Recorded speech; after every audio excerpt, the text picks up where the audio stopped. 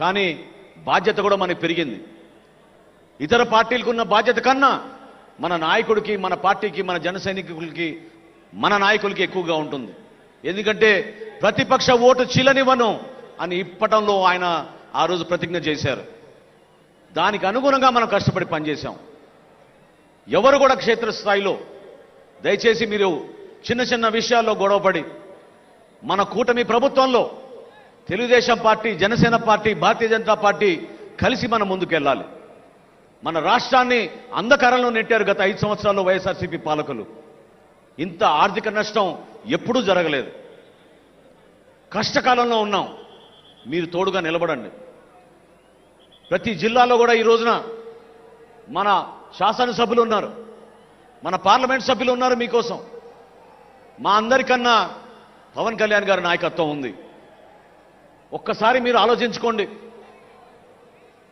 ఏ విధంగా ఈరోజు జన సైనికులు మహారాష్ట్ర నుంచి వచ్చారు ఇక్కడికి, ఏ విధంగా జన సైనికులు ఇక్కడికి కర్ణాటక నుంచి వచ్చారు ఇక్కడికి, ఏ విధంగా జన సైనికులు తమిళనాడు నుంచి వచ్చారు ఇక్కడికి, ఏ విధంగా జన సైనికులు కేరళ లాంటి రాష్ట్రానికి కూడా ఇక్కడికి వచ్చారు. నిజంగా ఎంతో ఆనందం కలిగించింది. ఈ సభ ద్వారా మీరందరూ కూడా ఆలోచించింది పవన్ కళ్యాణ్ గారి నాయకత్వం. రాబోయే రోజుల్లో ఆయన ఒక రాష్ట్రానికే కాదు, దేశానికే ఉపయోగపడే విధంగా ఎదగాలి. దానికోసం మీ సహాయం, మీ సహకారం ఎంతో అవసరం. నిలబడదాం ఈ ప్రయాణంలో.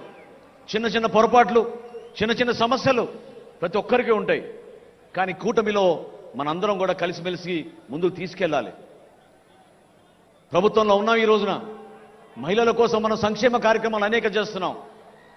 సూపర్ 6లో ఇచ్చిన గ్యారంటీ దీపం పథకం ఆ రోజు ఇచ్చాపురంలో గౌరవ ముఖ్యమంత్రి గారు ప్రారంభిస్తే, ద్వారకా తిరుమలలో మన రాష్ట్ర ఉప ముఖ్యమంత్రి పవన్ కళ్యాణ్ గారు ఆ రోజు దీపం పథకాన్ని ప్రారంభించారు.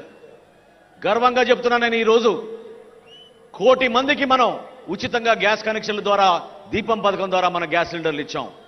800 కోట్ల రూపాయలు వెచ్చించాం.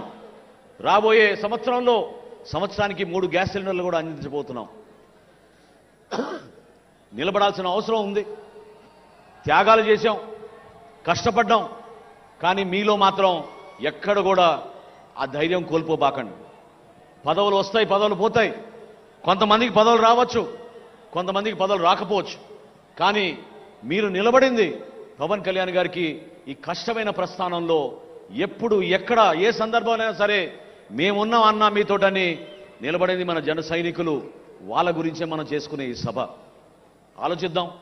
రాబోయే రోజుల్లో ఒక చక్కటి ప్రణాళిక, పార్టీ నిర్మాణం చేసుకుందాం. ప్రభుత్వంలో మన భాగస్వాములుగా ఉన్నాం.